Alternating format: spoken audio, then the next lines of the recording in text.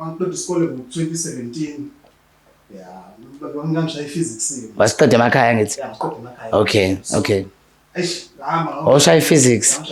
So I did civil engineering after matric. Kephi? Elangeni. Okay. Le kwamasho. Endwethu. Okay. So ngahamba ngakhona I did civil. Usuhlalile entweni ngane? Ebhamshela Endwedwe. All right. So ngenza civil ngaleso sikhathi. So khona umngane wami mfethu ekuthiwa umfundo mfethu. Umfundo wamthetho sibonga mfethu. That's my chief mfethu. Okay. So ubaba mfethu engibiza ngomunye umday I think mangangivalile esikoleni yabo that was 20. It's more choral. And then you at some point. So umuntu was not even part of lozo zinto lezi nanokuthi kangisuke primary ngade ngihlushwa kakhulu ngalento ukuthi ngiyacula so abantu bavele bengilingisela izinto engiculayo so ngase nginalokho ukuthi ngizoe ngiyifihle lento high school and then at some point mangabe ngishintsha isikole ngiyeze eVdloma ayifihlekanga okay ayifihlekanga vele nje ngayenza yona one time Ntokozo bhuti asixoxe oh yeah so khona lo silo ohlangene nelindelana ngaphezulu khona lo silo oshona ngezantsi owehlela lapha ngokupolice station oshona ama suburbs wena kungumuphi ngalo waselindelani oh okay sizo seghetto sinabadlala ngo2 ngiyakubona umnyama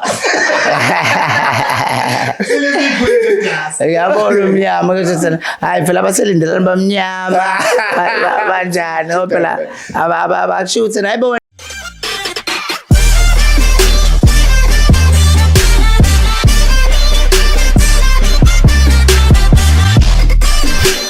Hello guys and welcome to On Point with Sandy Nene, brought to you by Now Popular Studios. Shout out to Impande Clothing for hooking me up with this beanie and shout out to Usman Antuli from Ghetto Lifestyle for hooking up with the t-shirts. Guys, remember if you have a clothing brand and you'd love to dress me, I'm more than open to you guys approaching me with Influence Goisa for certain episodes. Guys, ngihleli nabantu abaqhamuke elokishini lami. I'm not being biased, don't get me wrong, it's just that Nazi sihlanipheke kakhulu, talented kakhulu and we are active. Ngale now on my far right ngihleli naye ke Freedom Music, someone who's really talented, and what's really nice about these two guys is that they both ama products asekhaya multi art center. Shout out to Babo Edmond Mhlongo, and then on my right hand futhi ngihleli naye Untokozo Vilakazi. Yes, and what's also fascinating and common about them is that they've got to work, they've got to experience working boba u2 nabatholile ithuba lokuthi basebenze kwi-production enza kahle kakhulu lana ngiyazi ukuthi I've had umsizi njapha who was also on Umkhokha. Then I've recently had Nkosi khona wakamchunu who works behind the scenes khona kumkhokha manje ke ginabo who have been in front of the screen bazosharisha knowledge yabo, bazosharisha their journey, bazosharisha their wisdom as well ukuthi kahle how do they get where they are now. Guys, welcome to On Point with Sandy Nene. Siyabonga kakhulu, it's a great honor to be here. Siyabonga kakhulu, siyabingelela to everyone who's watching as well futhi. A podcast yenu yokuqala le? Mina yes. And then now, okay, okay, I've been breaking my virgins amaningi. Most people that I've brought here, I work so hard. I work so hard. Now dengibona nje sesifakile mic kodwa uyabuza ukuthi usondele.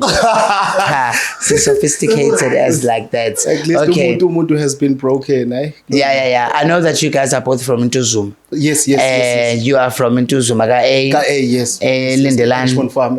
Oh, Richmond Farm. Close to Midway. Ngikhulele lapho, ngizalelwe lapho, ngikhulele lapho. Midway engekho phela umuntu wamuyelela kanjani kudala? Kulula opposite Newlands. Opposite Newlands. Yeah, indaba ungasho ukuthi tizoselindelana. Ayikukude Lindelana, fanele nginyuke intaba eziningi. Kodwa esondelene uyehla nje khona ilindelana ngiyaziyela wehlela khona eRichmond. Kube iPolani bese kuba ilindelana. iPolani akuselindelana? iPolani iselindelani. Iselindelani. Indaba ebalele ilindelani because I mean ilindelani is ilokishi that esizale ama stars amaningi. And in a ridge, it's part of Ink. And apparently it's part of Ntuzuma, Elindelani. Shout out to Dr. Bone, who's from Elindelani. Dr. Bone Ubandile Maphalala is currently on Uzalo. Okay, Yeah. buka mina ngikhule eRichmond Farm whereby there was no too much history esasishare with the elders. Okay. So yena uBandile umakhelwane wami yabo mangabe ethi yena waselindelani ngasekhaya safila a little bit awkward and strange because umakhelwane. Okay. So sina So wase Richmond Farm. So expose masithi kama mhlawumbe abantu basaba imaki ilinde abantu base Richmond Farm nabantu base Lindelani bayasabana. Well, ikhona le nto nje yo Nisaba farm imana ngala nisaba uthena Richmond Farm uthi zathi hayibuza ngihlala emakhaya mina noma nisaba ukuthi elindelana kuyagwazana lapha kuyagencwana. Well, not really ngisabi le nto ngithi nakhona kusasemjondolo nase Richmond Farm so I behavior iyafana but still mose lindelani kuyagencwana ngempela yini ayilindelani thina sikhulu mina ngize ngashintsha ngisho isikole bengifuthi amandla Nkosi ngashintsha isikole because of that yabo mose ufike eringini uphuma esikoleni all over backgroundisa bakufuna imali yabo nje it was bad. So nje I love that you touching indaba yakho yokukhula kwakho ngizoza kuwena. I love that indaba yokukhula kwakho endaweni enjengaselindelani nase Richmond Farm unqamula khona phela elindelani ukuze ufike kini esikoleni manje. So ungasho nje ukukhula ukuthi beku kanjani? Mina ngifuna ukukhuluma iqiniso ukukhula kwami mina beku artistic kakhulu. I had a friend uWandile all we did nje ndawonye thina sihlale eStamkokweni from the age of 4 sasibanga umsindo eStamkokweni and sing. And then sajoina lento art doing art theater acting and then sakhula silibe senza so nasesikole uyamazi uNelisa Mzimela yes ngimazi kahle. Oh okay, shout out to Nelisa Mzimela and Nelisa Mzimela Foundation. Oh okay, shuthi we are the product of Nelisa. I've got to work with Nelisa as well. You did get to work with her. Now I did. Oh, not you. I did nje some of our festivals came our hoster. I was part of them as well. Sharing the stage with everyone there. Oh, all right. So ukhula kwakho beku artistic ufunda eMandlethu. Mandla Nkosi. Waqala primary ke? Primary sisanda sonke lapha yanga. Khona Richmond. Yeah, Richmond Farm yes. Oh, okay. Indaba lokuthi kaMaphalala umndeni waMaphalala udumile. No phela kwakuyilona khansela la ngakithi. Oh, okay. Nje eRichmond Farm ngakaMaphalala then. Oh, by the way kwabangazi uDr Bone ingane kaBaba uMaphalala may still rest in peace. uBandile wakaMaphalala is actually owing me an interview. Ngicela ukuthi ufana uthi aphendule kumina kwaThapha ngitshela ukuthi uzofika nini la. Okay. I know. Yeah. And then wow, high school ayifundela kephi? Then ke ngasuka eMandla Nkosi ngase ngayofunda eZef. eZef Dlomo kwaMashu. Yes. Usukela eMandla Nkosi usachaza. Ngangibaleke lova behluphana olova laphana bese uthithiziso phambi kwabantu mfethu round it. Mhlawumbe sawustulela uhlezi ucula esikoleni awustulela. Inhlanhla leyo eMandla Nkosi it's more choral. Then at some point so umuntu was not even part of lezo zinto lezi nanokuthi kangisuke eprimary ngakade ngihlushwa kakhulu ngalento ukuthi ngiyacula so abantu bavele bengilingisela izinto engiculayo so ngase nginalokho ukuthi ngizoe ngiyifihle lento high school and then at some point mangabe ngishintsha isikole ngiyeze Dlomo ayifihlekanga. Okay. Ayifihlekanga vele nje ngayenza yona one time. Ntokozo bhuti. Asixoxele ngokukhula kwakho wena ukasine. Kasini. Kuma suburbs. Hey guys, intuzuma enkulu kakhulu abantu phela bahlezi kasini ma suburbs, kasina eMajaldini awuvethu phosa iphepha nje emgaqweni. Yakhulubisa. Okay, uthi ngilungisele kasini. Yabo intuzuma kasini ihlukene kaningi. I think mhlambe iyona section ebaleka kuma section amakhulu kakhulu intuzuma. Really? Yeah, uhlukene phakathi khona lo ohlangene nelindelani. Okay. Sihlukene somgaqo. Oh yeah. So khona lo silo ohlangene nelindelani ngaphezulu khona lo silo oshona ngezantsi ohlele lapha ngopolice station oshona ngasiwa ama-suburbs. Wena kungumuphi? Nalo waselindelani. Oh, okay. Sizo seghetto sinabadlala ngo2. Ngiyakubona umnyama. Ngiyabona umnyama ukuthi hayi phela abaselindelani bamnyama banjani phela abashuthe naye wena ubuye endlini ushiswe ilanga. Hayi lo kanjani ayikho inkinga hambe ushiswe ilanga khona ukuba ngisicefe la. Beko kanjani ukukhula khona lapho la ukhule khona? Ngingasho ukuthi ukukhulela endaweni kune impact enkulu kakhulu empilweni yomuntu. Yeah. Kodwa leyo nto it takes ukuthi ikhanda lakho lisebenza kangakanani nokuthi iy'mfundiso zasekhaya zijule kangakanani. Yeah. Ukuze ungakwazi ukuthi ugcine usufana naleyo environment. Yeah. Angisho ukuthi leya ndawo i-wrong, leya ndawo ayikho wrong. Ngikona ukuthi zenzeke izinto njengoba yonke indawo. Izinto zenzeka noma ngathiwa. Yeah. Kodwa kuya uthatha ukuthi wena ikhanda lakho kanjani ukuthi uzokwazi ukulwisana kanjani nalezo zinto ukuthi ungagcini usuyizona. Isiphi ikolo ofunde kuzona? So e-primary ngifunde eDuduzane. Ngasuka eDuduzane ngafunda ithando lesizwe. Ngasuka ithando lesizwe I think sengiyofunda u8 la ngahamba khona emakhaya. Oh, emakhaya. Ngahlala eBhamshela ngeke. Okay. Hayi ngizonke isikoti inkosi engiphethe la ngiphethe uGcwensa. All right. Shout out to Ugcwensa. Nina, yebo ebukhosini. Yeah. So isikole ngasiqedela khona kanjalo. Ukubavakashela nje since usuvela ku TV. Basakukhumbula? Ngihlezi kusekhaya. Baye bathi nje abantu ukutreata bakutreata kanjani? Eish yabona. Khona ngakhona. Yeah, lapho ngasekhaya into kanje ku TV into engajwayelekile. Okay. Kulalela uMaskandi. Yeah. Ukuba ovela umusic video amayidululu kakuzo. So Babezo relate. Usho njalo ubaba Wena nje uyisholo wathena babengavila abayibuka iTV. Ya noma ibuka semdlela ukuthi umuntu ovela kwi-TV kuyivela kancane. Abam-celebrate? Ngokuvela kancane ekhona. Oh, phela kufuze ngabe bayam-celebrate. Oh, okay, no, kuhleke lokho. Sahamba isikhathi noba uthuna ngifuna ukuthi ningitshele because I know the times that you went to a creative arts college as fun and as much as neminyaka yena ingafani. Wena waya ngesikhathi sengo 2015. Kodwa bengifunde uzwa kanjani nge-opportunity le? Abona mfethu mina one thing for sure ngiyithema ngiyenza lento but there was lento lebe wonke umuntu who's in the industry libethi khona inkungu esakhona then mangiye K-Cap baba uMhlongo just nje gave yonke information. Wezwa kanjani ngawo ukuthi ene khona ama auditions azowenziwa khona opportunity? It's cool angithi mina ngiqale at an early stage no Wandile indaba ye-acting theatre. Wandile uphi? Is a friend of mine but ngimshiye elokishini khathi ngiza kuwena. Usakhona kwi-industry? Khona big time. Okay. Big time. Sayibambile nje same. All right. Yeah. So mangabe silibe K-Cap uhlahla bekube na Iscawu kube khona ne women's festival so ngesikhathi sikwishashalazi then they would share the information ukuthi if usuqedile matric and you want to come and study acting here performance performance as a whole and then bale share lo information. I think ngiyakhuthaza futhi nomunye njengami wherever la ekhona mangabe efisa ukuthi alithole ulwazi and it's free. Yeah. Ezo lonto you don't kumahala. Wena nje you just isikhathi sakho unikele isikhathi sakho and then yonke information uzayithola. Ngiyacela ukuthi yena abazali bawukhiphe lo mqondo leyo ukuthi yena umuntu uzothi ufundela into ufundela uculo ufundela acting yakwazi nje uculo abawukhiphe lo mqondo leyo because it's really difficult to get into the industry if you don't have a qualification. And ikhaya Multi Art Center is one of the institutions who are well recognized ukuthi yena uma uphuma esandleni sakhona uzofunda khona ngaphakathi ufunde online ukuchusheke ugcina usufana nje njengabobhuti laba engihleli nabo njengala namhlanje. Ngicela ungitshela ngibona isikhathi sakho usufika lapha eKK Multi Art Center wafika ngamuphi unyaka and then how did you find out about them? Uthi ngiqale lela nje ukuthi ngibathola kanjani ukuthi khona indawo ethi iseKK. Ngiqeda isikole ngo-2017. Yeah, ngangishaya physics. Wasiqeda emakhaya ngithi? Yeah, ngiqeda emakhaya. Okay. Oh, shaya physics. So I did civil engineering after matric. Kephi? Elangeni. Okay. Le kwamasho endwethu. Okay. So ngihamba ngakhona I did civil. Usuhlalile intweni nengane? eBhamshela endwedwe. All right. So ngenza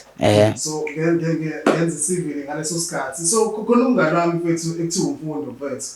Awufundo wamthetho sibonga mfethu. That is my gene mfethu. Okay. So ubaba mfethu engibiza ngomunye umday I think mangangivalile esikoleni yabo that was 2019 kuzoba 2020 because ama audition enziwa ngoDecember ngale. Okay, yes. So ngathi ngicaf yabo and one of ama festivals akhona la. Yeah, feeling. Okay guys, nizwile ukuthi ama auditions enzeka ngoDecember eKCAP. Stay on the KCAP kwamashu Multi Art Center social media so that you can get updated ukuthi kahle ama auditions anini. Yeah. Ngaqhubeka. So ukwenza kanjalo mfethu ngafika lapha wathi mfethu ashaya audition kanje yabo. Eish ngangempela ngithi impina phela ngiyithanda lento ngoba ngisho ekukhuleni kwami mfethu ngoba lo muntu akekho umuntu oyi-actor kwi-TV angakwazi ukulina. Okay. Bona ngisho noba ngisho seyaphela istory yabo babe sebazi ngasekhaya ukuthi ayazi masephela istory manje ngizohlala phansi ngilinde ukuthi ngeke ngabe bikho untokozo lo magama azonyuka la. I'm telling you yabo. So nasekhaya basebazi ukuthi okay makuphela istory njengoba ngisenyuka amagama ayahlala manje ukuthi intokozo. So nangu so nje ngakumuntu okanjalo ekhaya unamahlaya bona nje so ngangithanda kakhulu lento. Okay. Sekwenzeka 2019 ngenza ama-audition awungathathi. Yeah. So 2020 ke ngafuna kanjalo KK hayi nga-drop out ngalathi ngiyobona isizanja. Wa drop out civil engineering. Ekhaya bathini? Umama futhi nalokuthi ngikhuliswe umama futhi uma ngithanda kakhulu athi umama noma ukuthi ikona la ukuthandayo ngisupport ngayo. Shout out to Oledi ukube nje ngazo ushaya ikhwela ngabe ngiyakwazi. Yeah. So okay, so angithi ngo2019 wafunda eNdwedwe civil engineering eLangeni. December holidays zovakasha eThekwini. Yeah. Uzwa ngama auditions. Uzathi angisabuyele emuva. Angisabuyele emuva. Fortunately you were taken. Thathathwa. Yo sengithathiwe ngafunda nje. Ngizobonga kakhulu akekho umuntu engingambonga okudlula ubaba uEdman Qhawule Nkosi Mhlongo, the founder and the director of Kwamashu Community Advancement Project. He's a multi-award winner. He deserves more awards because uvulela abantu abaningi amathuba ubhilivele ebantwini abaningi and futhi he has enriched many people's lives. Yes, true. Yeah. Very true. And information we thola yonke. Yeah. Because sometimes even doing because Baba Mhlongo ubhilivele ukuthi as a director, I should be doing 30% of the work and you should be doing 70%. So you're going to learn because it's going to make you research. When you research, that's when you get the most information. Okay, Imak, uyena usuke enifundisa direct akanabo ama class now my teachers for ama lectures. For dance. Okay. So he does theory. Yeah. Yo. I mean, it's really difficult to get that man to even come for an interview or to have a meeting with him. Nina nithola lelo thuba le. Yabo. So I don't think, and I believe, and I like the fact that you guys are wearing the hats yasekhaya multi arts because I mean it's a privilege. Into engandele bani ukuthi you get because I mean I would like to say it's a bursary to study what you love and then also get to speak. I mean to engage with Ubaba Edmund Mhlongo at first hand. Yeah. Anazi namagama nikhumbula nje. Moqhamuka nje. Mashotana. Yeah. Khamba so usasazi kahle mfethu. Usazi kahle baba. Akhohle. Great memory. Yes, great memory. Usangakutshela ngabantu ayebafundisa eqala KK. Yeah. Okay, so 2015, 2020. Did you guys get to meet somehow nisebenze production eyodwa? Yeah. Noma nanazana before. Okay, lensizwa mina ngihlangane nayo sesikumkhokha because mina ngimember ama-Judy Choir. Okay. Doing the ama tracks lawo wezwa wonke nje kumkhokha nabafowethu. Unezwe lihle. Inkosi sawu Nkosi yami siyabonga. MuyiNazaretha yini? Mina luthi characterization boy. Sengibona phela usuthi yena inkosi ibusisi. Awuphethe phela ukubusiseka is. No, akunalutho phela ngiyazamukela lezo. NgoNazaretha ukuthi ngikhule ngingumuntu okholwayo because ngikhuliswe isalukwazi mina ngikhuliswe ugogo. So ugogo bekhonza it's either most under iroof yakhe it's either enkonzweni or else awuhlala la ekhaya. Guys, yeah. Nizitholele nhlezi niyibuza ukuthi who is this person or who are the people that believe voice. One of them, I'm sitting with them here on point with Sandy Nene, igama lakhe Freedom Music. Akagcini ngokuthi abe is sound or the voice behind umkhokha. He has been doing great within the music industry. Ngikhuluma with one of the competitions that they won was Chala ngawo manje. Yes, in my Connects back in 2019, I went best vocalist then. Yeah. Yes. So and then I ventured out with Bekati Ngithanda. I'm doing also a cappella. Kasi ningenele competition nani wowedwa. Yeah, I was doing solo. Oh, you've always been a solo artist? No, I'm also part of Blended Voices, which is an a cappella group as well. Oh, It's just by 4, man. We used to be 5 of us, but mine is by 4. Okay. Also working with Futu Babum. Yeah, I was. Oh wow, that's amazing. Can you tell me about the whole experience? Okay, for me it was too easy for me because manje ngathini ngangiqale phansi ngihlale with the people that I'm competing with. Okay. And then ngibona ukuthi hayi lo uyayiletha ngempela i-challenge lo yabo kanti mina ngiyayithanda i-challenge. That's how I grow. Ngiyayithanda i-challenge, ngiyabona ukuthi yabo la angiyilutho. So yazini mina I've studied performing yabo. So I'm going ngizobahlula ngeperformance la abantu ngizoyiprepare, ngizoyistructureisha, even uhigh wami usanibona igama lami ngusibani will be rehearsed. Ama advantages lawo. Yeah, will be rehearsed in front of the mirror. Ngeke ngiqhamuke mina and just nje in front of the mic and just say hi, hey, I'm Freedom. Angeke ngifreestyle izinto. Ngiyayirehearse. Akhona iminyango yavuleka after my connect. Mningi. Awuyibale nje eminye mhlawumbe you've been on shared a stage with a certain person who. Well, the people angakashare nabi stage manje are the new artists, but nje all the old artists. Babal. I've shared stage ngaqala ke baningi labantu. Baningi labantu babu Mondli Ngcobo. Babu Mondli content njalo. Manje ubona kanjani? Manje indaba unjani Ngcobo uthi babu Mondli? Ngiyam respect her as an elder, but right respect her as ubhuti ku music futhi yabona. Phinda be ubaba. Nje. Banga konke. All right. Mondli Ngcobo. Yeah. I've stage nabo. Almost everyone. Yeah. Almost everyone. All right. Thank you so much. And then also I know that when Ntokozo, you've had a few roles acting in the screening on Lapamanyama Productions have played on Mzansi Magic, and then also Uzalo. Can you tell me about Uzalo, being part of Uzalo, auditioning for Uzalo, the whole the whole experience, Jay? Because I know that we've seen okay, can you talk about your scenes? Okay, what's the color lapha ngemuva yabo? 161. Yeah. I was playing the 161 show up to uZulu Mhlaba. Yes. Drama series. Yeah, it was an honor. What we starring? Yeah. Starring. Yeah. So umnandi kakhulu ukuthi kuba ngiyashow. Yeah. Where's kanjani ngama auditions? KK. Ngaleso sikhathi ngangisase KK khona le i-class eliba khona after masusuqedile i-Empro okuyona lo ifunda unyaka. Okay. Ukuthi bayakhetha ukuthi okay maybe sifuna ukuthi sigcine la ekhaya siphinde sikupheke futhi. So they prepare you for the bigger things. Okay. So, okay. Ngithathe kwasathiwa kwakusayi ngaleso sikhathi I think manje sekuthiwa ipheka yabo. Lelo class lelo abakulona then audition ngayithola ngilelo class. Okay. Ukuthi no bese khona audition khona lapha kumele umzansi logic yabona khona ngitshela ubaba uDarren. Fast kuya ngokuthatha ama camera khona na click sayithumela le yabo. Nakhona nje hayi mhlawumbe ngiyenza ngoba mhlawumbe ngilindele ukuthi kumele ngiqashe. Ngibona nje ukuthi uyadlala isikhathi esinganani? How many months? I think 3 to 4 because it's a drama series, 13 episodes every Sunday. Oh, that's big.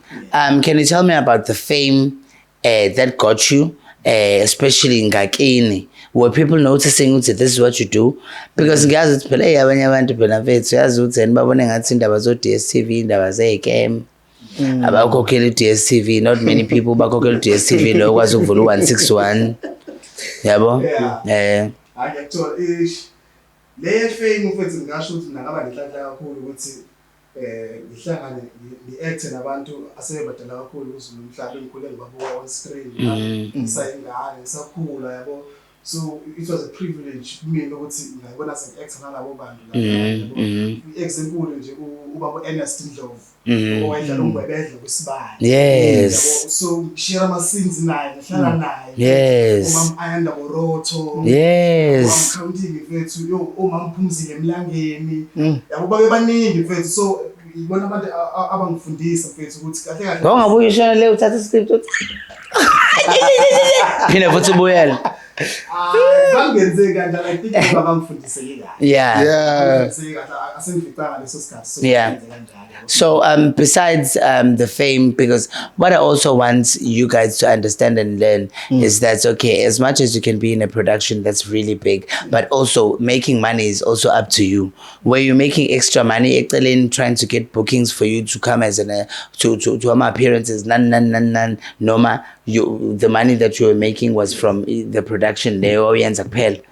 Ngo 2022 ngesikhathi sazolomhlaba. Yeah. Le production mina mfethu ngihlezi ngisho kanje I take it as my audition. Okay. That is where ground it was preparing you for bigger things. Okay. So lapha yangikhulisa. And futhi yenzeka ongalindele, so you didn't plan much. But trust me, after that, yeah, ziningi esikwazi ukwenza naye. Okay, yashutheka kephi? So sayishuthela kwaNongoma, sayishuthela uLundi, sayiqophela sasiqedele khona. Okay. All right. And also nalokho kuyakhulisa because ongazi uyeGoli. Yeah, ngangike ngayo because theater bengenza theater kakhulu. Okay. In Free State. Okay. I've been musical. I've been in Joe's so it's a theater. So very traveling. Oh, okay. Go with TV. Yeah. All right. Okay. Asibuyele kweni ka music. My Connect Kakasi FM. What was the next thing that you were doing? Or Leon Young motivated to easy person easy to sekwazenza ka music besides just that? Well, emva lokho I've been focusing kakhulu with Blended Voices. Yes. The a cappella group that engisipana namajita kona. Then kube Umbuso Khoza, and then I've been releasing some singles. And shout out to Baba Umbuso Khoza. Buka nje umuntu ofunza abuyena ombiza ngobaba uthi Umbuso Khoza. Kodwa umuntu uthi ubaba Bhutmondli. Outslami yabona lo outslami is someone who's very far from impilo yami, umuntu engimbukele ngifundela kuyena. And ubaba Khoza is sort of like my mentor now. Yeah. So outslami ngibloma nayo elingikhulisa elingibonise yonke into empilweni. That's a very wise man.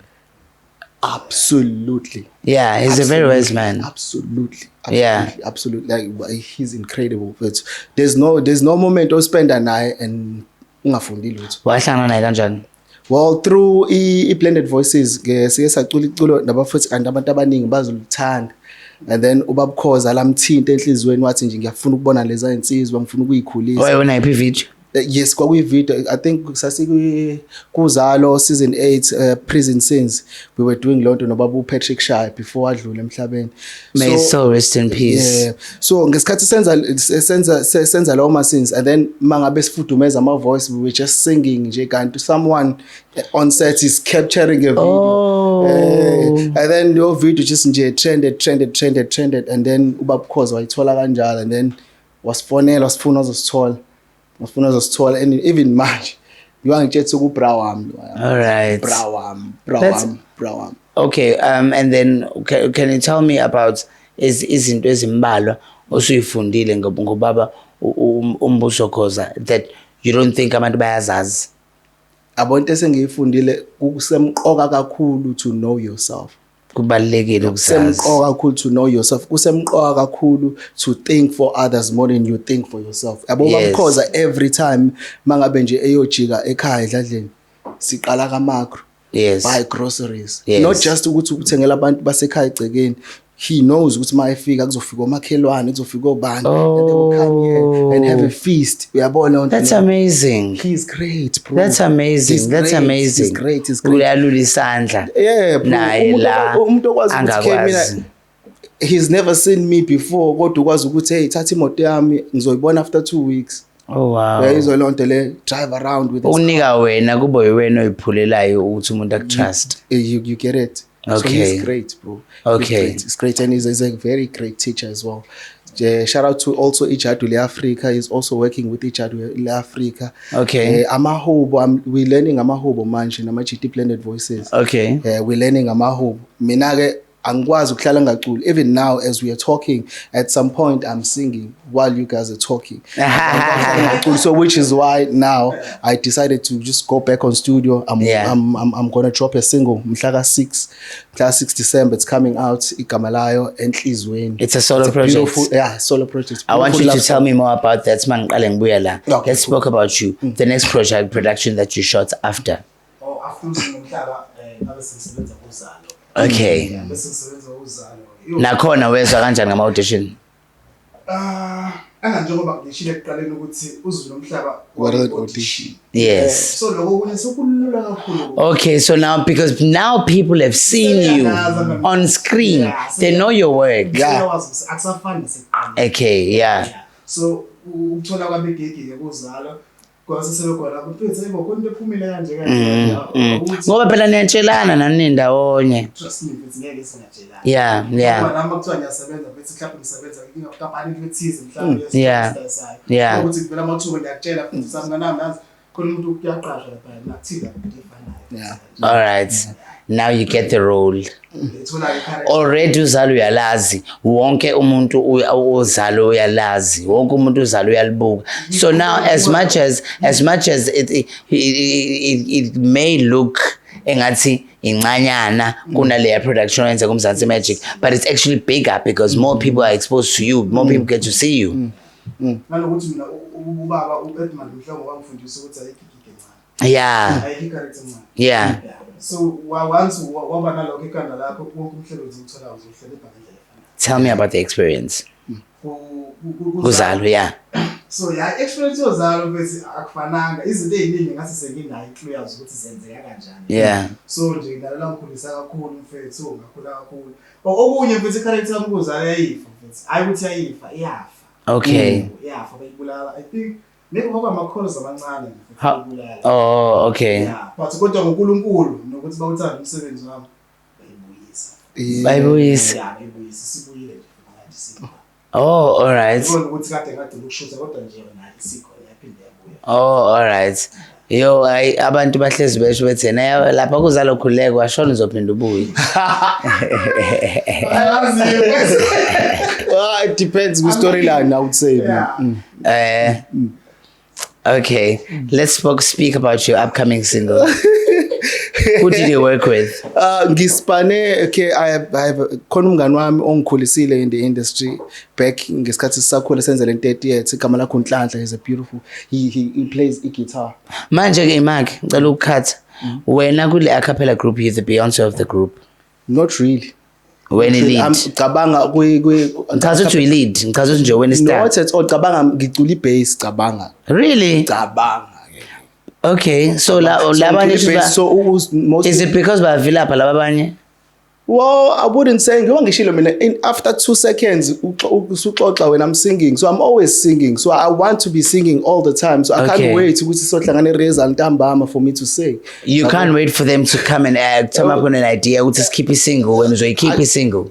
Bro, I want to sing, and I'm always singing, yabo lonto le. So mangise studio because I can produce futhi yabo. Okay. So mangise studio ngifikelwe idea angihlala phezulu kwawo same time. Where's the studio? It's located lapha ekhaya endlini. Shout out to you with the studio esisendlini. Yes, mfowethu. Uthengela wena zonke izinto noma ufandiwe abazali? Well, manje what I do is ngihamba khona umfowethu engizwana naye kakhulu ekuthiwa uPrince M. Naye is Afro pop singer as well. So ngiye kuyena and then work again because I know ukuthi yena he has the most experience when it comes to production okudlula mina. Because use producer abantu abanjengo Naima K. Yabo nje besebenza nobaba. Naima K uyangikweleta interview kade ngakulinda. I trust her, she's coming. Okay. Yeah, so uyena umuntu engeke ngazi it's okay, I go to him, I know ukuthi I'm going to get the best quality. Okay. Because egcineni what abantu bazokuzwa is important futhi nakhona ukuthi kufike kahle endlebeni ungafiki kabuhlungu. So I go to him and then I have a song. Yeah, must Exin Music. Yes, I know. And we've been together now futhi ukasivakashela iPlanet Voices uyikhonzile. Yeah. Uyikhonzile. I know that when Ntokozo you're looking to explore and spread your wings even further and fulfilling your dream of becoming a poet? Yeah. Can you tell me about that? Waqala nini ukuthanda ukuba poet? Ukuba i-poet ngasho ukuthi kahle kahle kona ukwenza kuqala kunakhona. Okay. Because yokuba i-poet ngisho esikoleni ngisafunda kona nje. Kwakwaziyo ukuthi mhlawumbe yabo mhlawumbe kukhona usonkondlo ama-awards zonke. Ama-awards thize ngizohaya. Nangasekhaya kodwa sebazi ngisho emngcwabeni. Ngisho emngcwabeni ngifika nje ngizohaya. Iy'nkondlo zakho uyayibhalela? Yeah, ngiyayibhalela. Okay. Yeah, ngiyayibhalela futhi kube yimina ozozisho. So nje yeah, I think umunye nje umuntu lo ofuna ukungiqashela ukuthi mina ngishaya inkondlo. Inkondlo I think izona ezaqala nje kuzo nezinto eziningi. Ningaze nethi i-actor iphatha ubhobhobho leyo phone lo yama-calls unayo enye ifone WhatsApp. Kasayibhese. Ungayibhesi relax. Okay guys, ngiyathanda ukuthi you guys as much as you are from different ages, you also from different areas, but you work together. You came here together niyaqhubana mudala uyalandela nawe ngemuva niyafundisana futhi. I wish you the best of luck with your careers. Your 2-year plan? I want to drop an album next year. Okay. I've started working on it. Just that I'm waiting for some people to confirm because I want to like feature some people. But 5 people that you'd love to feature with if you're given an opportunity in South Africa. Okay. Celebrities. Sky Wonder. Sands. Sands is in Swaziland. Okay. Tiki. Oh yes. Sands. Or Musa. Oh yes. I would really love to work with He Musa. recently got married. Congratulations to him. Ubabu Bhoti Mondli Ngobo. Yes. And also my father Ubabu Khoza singenzike just the genre ayithanda kakhulu ye-hip. The ethandwa yimina ke ye-afro soul. Okay. Ngiyafisa kakhulu nakhona ukuthi angeke. He has a voice for days. Bro, angitshele nje. Chita wami wawuthwebo please. Great stuff. Great stuff. One time, bro. Okay. And then with you? Well, you said 5. There's plenty, but you said 5. That's 5. Yeah, that's fine. That's fine. You're looking to drop an album. Yeah. And then the 5 people that you'd love to work with. Yeah. Anything can happen in this short period of time. You can be big. You can blow up anytime by posting a video. And then so you may never know. I pray to God. When your plan. Yes. Okay. I think next year, I'm also right. Okay. Yeah, so next year is a keep at the artist. What's the book about? I'm trying to find this. No, the book is about umama nje ohlala emakhaya yabo owabulawela umyeni wakhe ngezathu ukuthi babe umsolo lokuthakatha yabo. So kangani yazi ukuthi indawo zasemakhaya khona inkosi. Yeah. So yakhetha ukuthi bengabadingisi yabo but bebagcine la endaweni behlupheke bese ungasharishi too much about the incwadi because the minute it launches or the month it launches, I'm definitely going to be bringing you here to unpack and speak about it. Yabo. So ungasharishi much. I know that you've got a book coming up ekhuluma ngendaba zasemakhaya. Obviously uzofika uyiphethe nathi ungiphathele icopy nami ezoba ngakumina. Good luck with that. Ngiyathemba ukuthi kwenzeke nakuphi futhi okunye.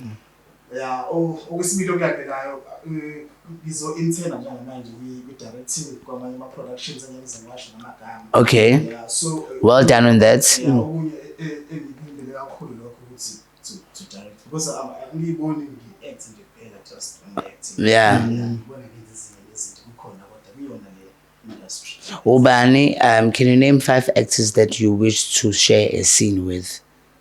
Given an opportunity to as challenge. Samuel L. Jackson. No, South Africa. There would be a scene. South Africa. South Africa. Okay, I know, but I'm talking South Africa. Yeah. 5. In South Africa, Ukushare scene nje to be on scene with them. I think uNkulunkulu sengusisile abaningi babo sengishare amascenes. Abaningi babo you've shared scenes with in South Africa. Abeka basel.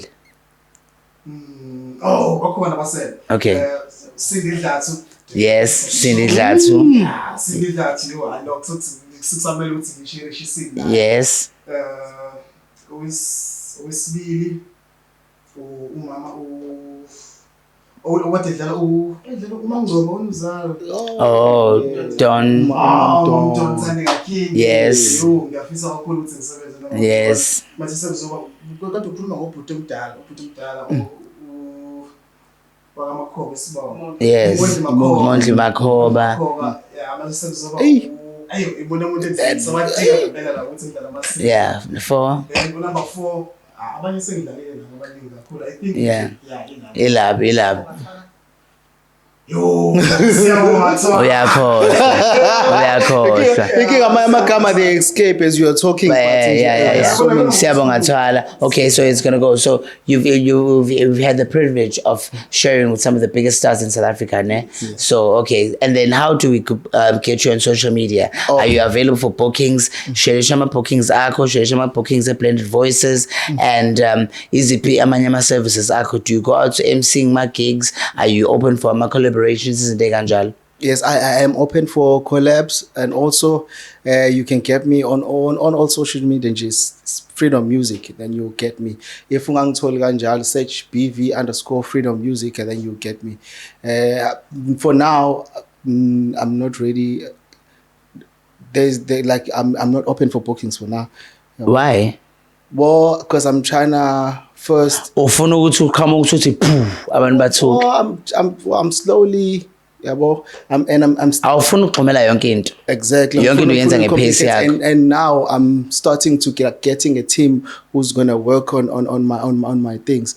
So And then Blended Voices. Tholakala kanjani? Blended Voices ikhona now. It's on all social media. It's Blended Voices. If you wanna book them, just call Ubaba Mbuso Khoza, and then you'll. Oh, you're being managed by Mbuso Khoza. Yes. Wow, guys. Nje ukuthi from Leah sinayibona lapha, then wathi nje ngizayikhulisela mina labafana la. Amazing. Yes. You've got a poetry career to vibe on. How are people getting you on social media? Available bookings, emceeing, appearances, is kanjalo? Yeah, ngikhona lapha ku-Instagram nje ngiyatholakala. It's Ntokozo_Vilakazi aba u2 ekugcineni. Yes. Facebook ngikhona futhi Ntokozo_Vilakazi aba u2 ekugcineni. I think ngizile lapho. People just DM you. Yeah, DM. Basho ukuthi kanje. Awubizi kakhulu. I know kakhulu. Uyakwazi ukuthi uxoxisane naye umuntu. Siyaxoxisana. Nibona ukuthi nijabulisana nje. Ngoba phela hayi ukuthi indaba yamahala la. Ngizwile nikhuluma abantu abangakhokhi kodwa ngesisasho ukuthi ubani. Kodwa mina ngibazile. Khona bangakhokhi. Thank you so much guys. I had such a great time with my brothers abawu2 nabaqhamuka elokishini lami. Wawa amalokishi ami lawa amanye abangekho proud of. Thank you so much. Thank you now Popile. Don't forget to like, subscribe, and please comment on this post. Shout out to Usman Ntuli, shout out to Impande Clothing. Peace. Peace. Okay. So shoot my thumbnail. So shoot my thumbnail.